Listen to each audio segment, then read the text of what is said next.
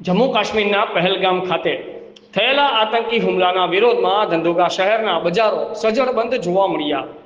આતંકવાદ અને પાકિસ્તાન સામે વિરોધ વ્યક્ત કરતા બજારો સજ્જડ બંધ। ગયા મંગળવારના રોજ જમ્મુ કાશ્મીરના પહેલગામ ખાતે આતંકવાદીઓ દ્વારા કાર્યપૂર્વક હુમલો કરીને અંધાધૂંધ ગોળીબારી કરી 28 જેટલા નિર્દોષ પ્રવાસીઓની નિર્મમ હત્યા કરવામાં આવી હતી।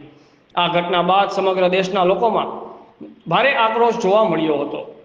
ઠેર ઠેર આ ઘટનાનો વિરોધ કરવામાં આવી રહ્યા છે અને આતંકવાદીઓ વિરુદ્ધ સખતમાં સખત કાર્યવાહી કરવા માટે માંગ કરવામાં આવી રહી છે।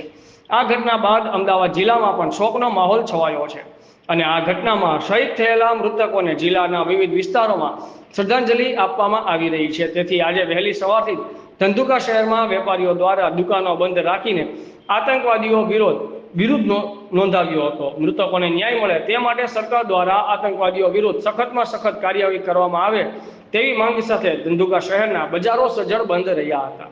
બ્યુરો ચીફ સંજયભાઈ ઝાલા, આઝાદ મીડિયા લાઈવ, ધંધુકા।